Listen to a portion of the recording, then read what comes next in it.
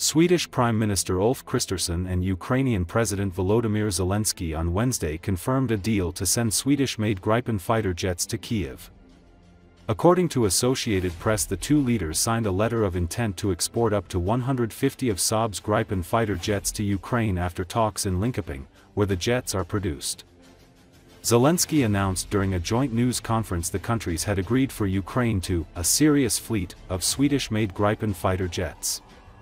These are excellent aircraft, powerful aviation platforms that allow for the execution of a wide range of missions, he said. Today we have signed an important letter of intent, marking a step towards a massive possible export deal regarding Gripen, likely between 100 and 150 fighter jets, to build a new and very strong Ukrainian Air Force, Kristersson wrote on X after the talks. For the letter of intent. Välkomna till undertecknandet av en avsiktsförklaring om samarbete inom luftförsvar mellan Sverige och Ukraina. Med detta steg vill Sverige och Ukraina fördjupa samarbetet, särskilt med hänsyn till modern flygförmåga. Dels för att in particular helping for the future of Ukraine and also develop the bilateral cooperation defense cooperation of the two countries, and this agreement will reinforce our security and deepen our cooperation and also lay the foundations of continued cooperation. I'll hand over to the Prime Minister and President Zelensky, please.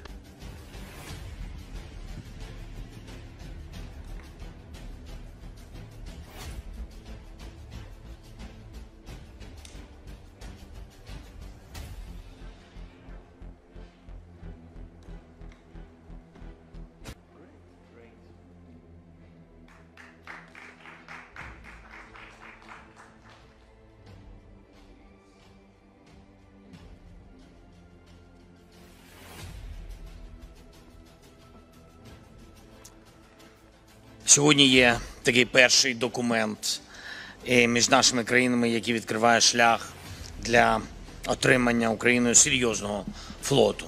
Серйозного, дуже серйозного флоту бойових літаків шведського виробництва Gripen. І, да, це дуже класні літаки, сильні авіаційні платформи, які дозволяють виконувати великий спектр завдань.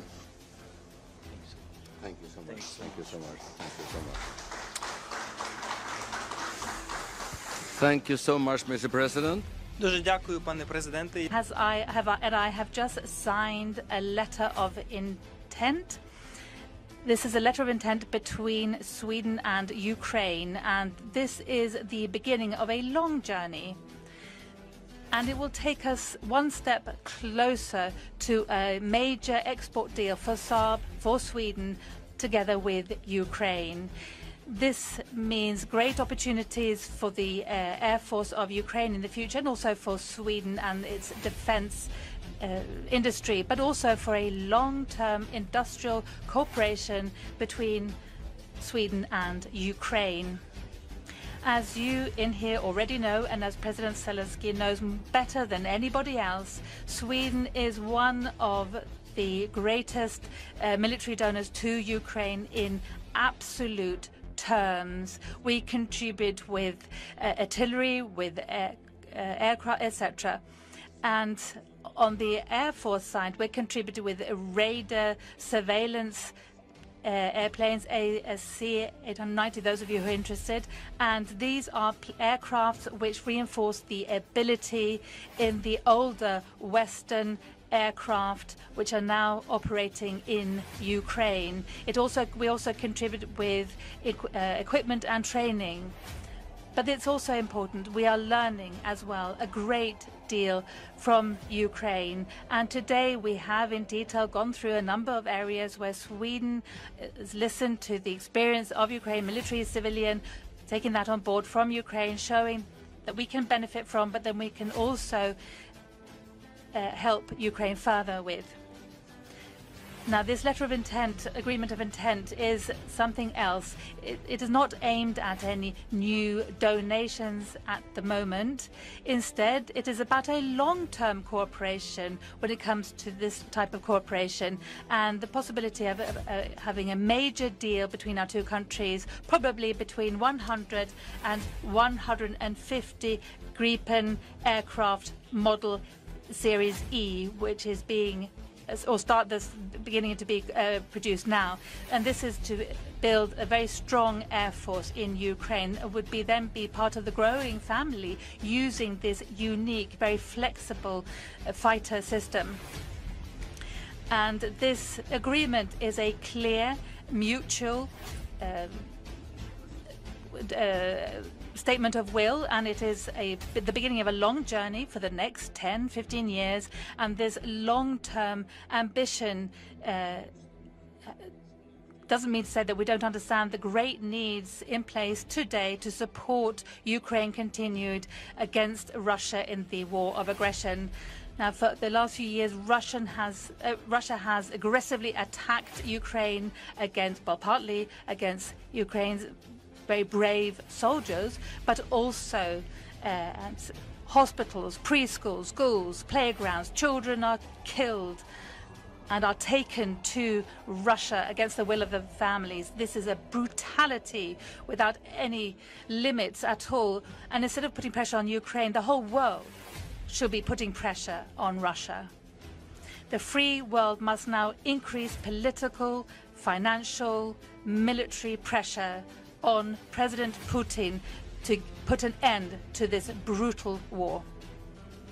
From today, we're going to continue working together with Sweden and Ukraine and other partners as well. We're going to work very hard to try to look at different possibilities for long-term funding of Ukraine defense capabilities. And the point of departure is good, let me say. We're all in agreement that a strong Ukraine with a strong defense in place, this is the best long-term protector, not just for Ukraine, but also for all other European nations. And our ability to protect our airspace is, of course, of decisive importance.